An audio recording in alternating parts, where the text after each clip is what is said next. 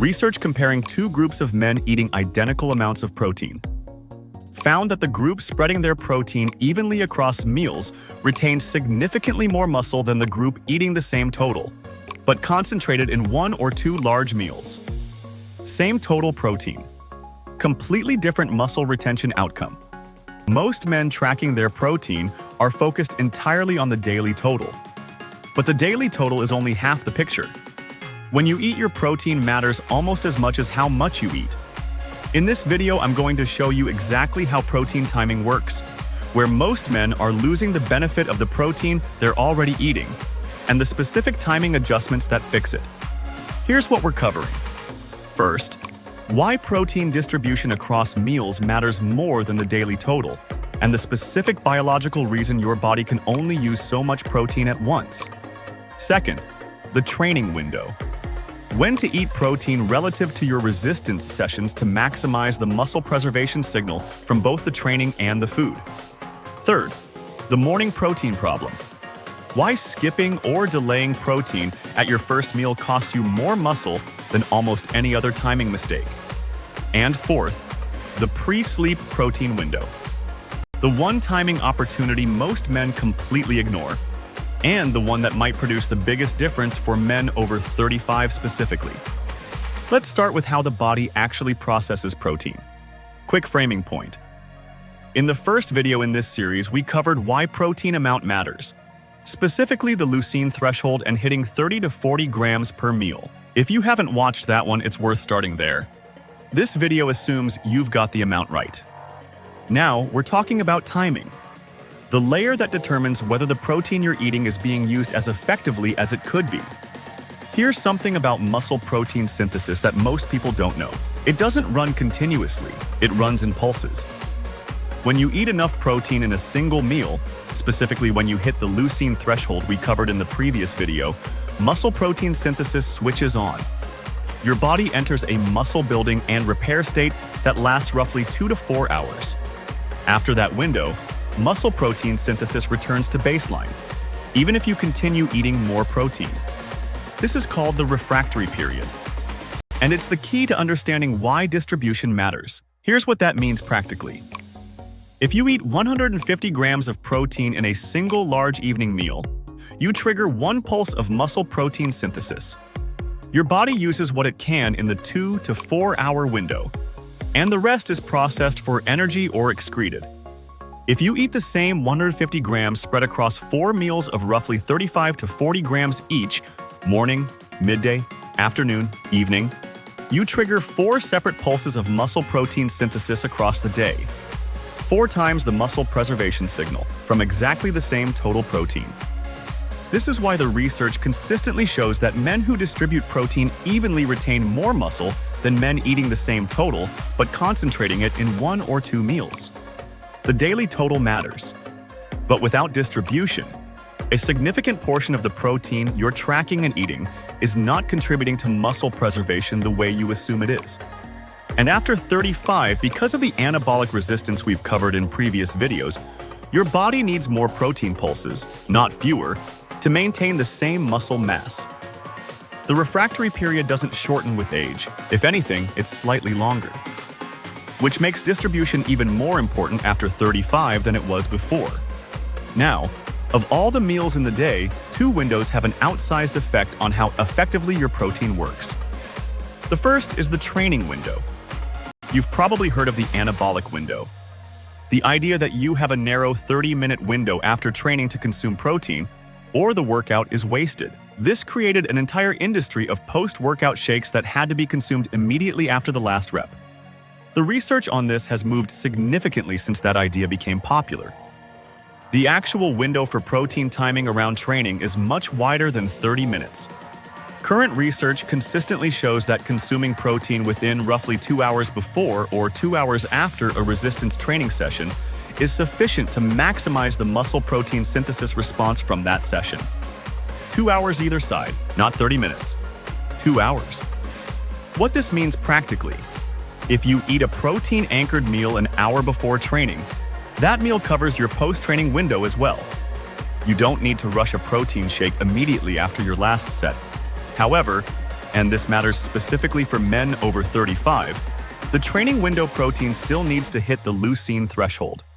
30 to 40 grams of complete protein from a meal within the 2-hour window around training. Why does this matter more after 35?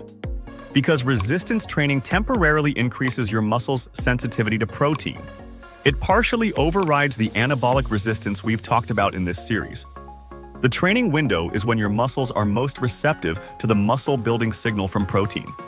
Missing that window with adequate protein means missing the moment when your body is most prepared to respond to it.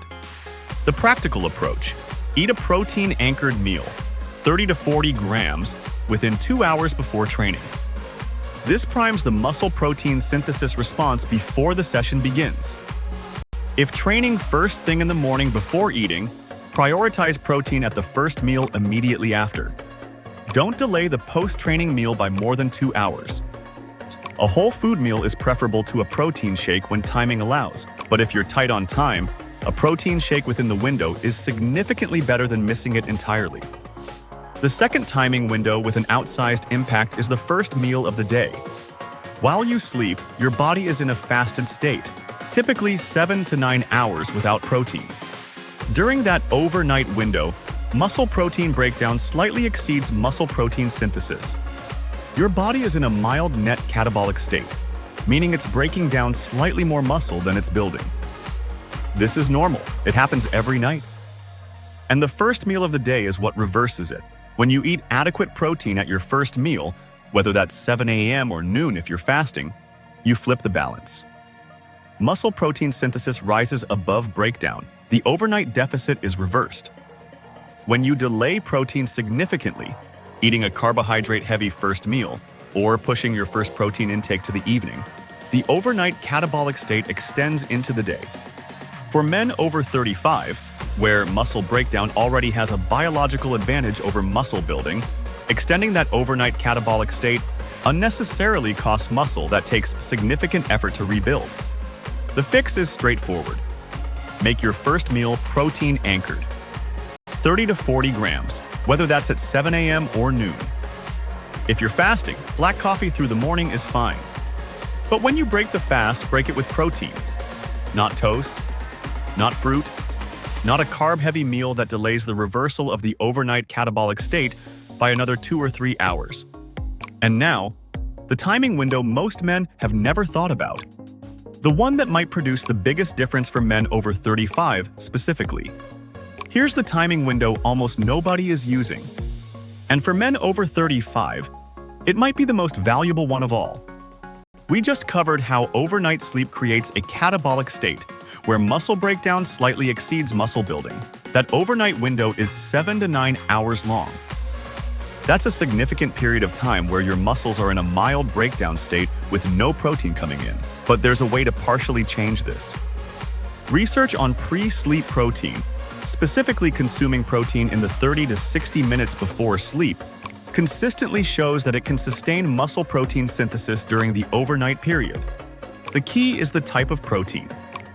Casein protein, the primary protein found in dairy products, is a slow-digesting protein.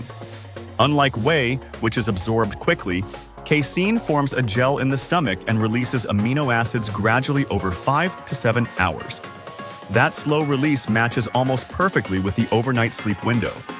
Consuming casein-rich protein before sleep means amino acids are available to your muscles throughout the night, providing a sustained signal for muscle protein synthesis during a period that would otherwise be purely catabolic. And here's why this matters specifically after 35. Growth hormone, which is primarily released during deep sleep, works in combination with available amino acids to support muscle repair overnight. But growth hormone needs the raw material of amino acids to do its job. Without protein available, the growth hormone release that happens during sleep has less to work with. With a slow-digesting protein source available, the same growth hormone release produces a stronger muscle repair response. The practical application is simple. 30 to 40 grams of casein-rich protein in the 30 to 60 minutes before sleep. Cottage cheese is the most practical whole food source. 200 grams of cottage cheese contains roughly 25 to 30 grams of predominantly casein protein. Greek yogurt is a close second. Casein protein powder mixed with water or milk is equally effective if whole food isn't available. Avoid high-fat additions that significantly slow digestion beyond the casein itself. The goal is a clean, protein-focused final meal, not a large calorie-dense snack that pushes overall intake above target. This does not break intermittent fasting for men using a 16-8 window. It simply means the eating window should close 30 to 60 minutes before sleep rather than immediately before. If your window closes at 8 p.m. and you sleep at 10 p.m., a small casein-rich meal at 9 p.m. fits comfortably within the window. Here's how all 4 windows fit into a single day. First meal: 30 to 40 grams of protein within the first 2 hours of waking or when breaking your fast. Reverses the overnight catabolic state immediately. Training window: 30 to 40 grams within 2 hours before or after resistance training. Maximizes the muscle preservation signal when your muscles are most receptive. Midday meal: 30 to 40 grams of protein to trigger a third pulse of muscle protein synthesis. Keeps the distribution even across waking hours. Pre-sleep: 30 to 40 grams of casein-rich protein, 30 to 60 minutes before sleep. Sustains muscle protein synthesis overnight and works with growth hormone release during deep sleep. 4 windows, 4 pulses, the same total protein, distributed in a way that works with your biology instead of against it. So let's go back to where we started. 2 groups of men. Same total protein. The group that distributed it evenly retained significantly more muscle than the group that concentrated it in 1 or 2 large meals. Now you understand exactly why. Muscle protein synthesis runs in pulses. Each adequately sized protein meal triggers 1 pulse. Concentrating protein in 1 meal triggers 1 pulse. Distributing it across 4 meals triggers 4. The daily total matters. But without the right distribution, and without hitting the 4 key timing windows, a significant portion of the protein you're tracking is not producing the muscle preservation effect you're counting on. 4 windows. First meal, training window, midday, pre-sleep. None of these require eating more. None of them require a complete diet overhaul. Just a shift in when the protein you're already eating actually arrives. If this video helped you understand things a bit clearer, I appreciate you taking the time to watch it. What I focus on here is simple, realistic approaches that middle-aged men can actually stick to, because that's what gets real results. If that's something you're working on, you can stick around for more.